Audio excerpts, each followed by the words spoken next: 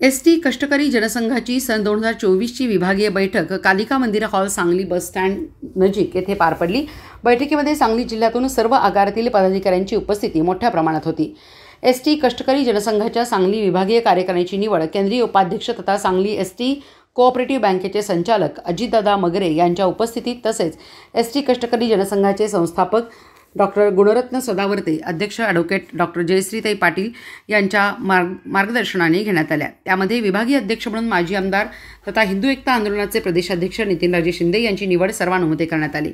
यावेळी पदाधिकाऱ्यांकडून पुष्पगुच्छ देऊन अध्यक्ष व सचिव यांचा सत्कार करण्यात आला। तसेच विभागीय सचिव महेश मुकुंद शेळके, विभागीय सल्लागार डी पटेल तसेच विभागीय कार्याध्यक्ष बाबा सोगुरो, विभागीय प्रसिद्धी प्रमुख रमेश ढमाळ यांच्यासह इतर पदाधिकाऱ्यांची नेमणूक करण्यात आली।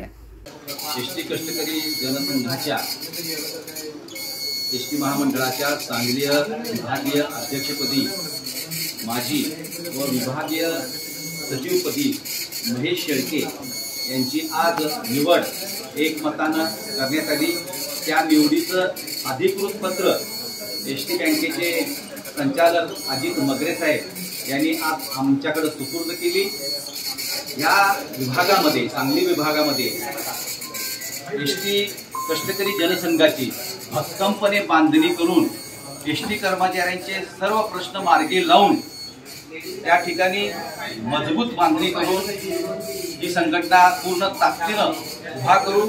या संघाच्या अध्यक्षा ॲडव्होकेट जयश्रीताई पाटील आणि एसटी कष्टकरी जनसंघाचे संस्थापक ॲडव्होकेट गुणरत्न सदावर्ते यांनी आमची या ठिकाणी जी निवड केलेली आहे ती निवड आणि आमच्यावर जो विश्वास दाखवला आहे तो विश्वास आम्ही सार्थ करून दाखवू। महाराष्ट्रातला एक आदर्श विभाग म्हणून त्याची नोंद होईल अशा पद्धतीनं एसटी कष्टकरी जनसंघाचं काम करून एसटी कष्टकरी जनसंघ हा मान्यता प्राप्त म्हणून भविष्यात उदयास येईल अशा पद्धतीचं मी या ठिकाणी निर्धार करतो। जय हिंद, जय महाराष्ट्र, वंदे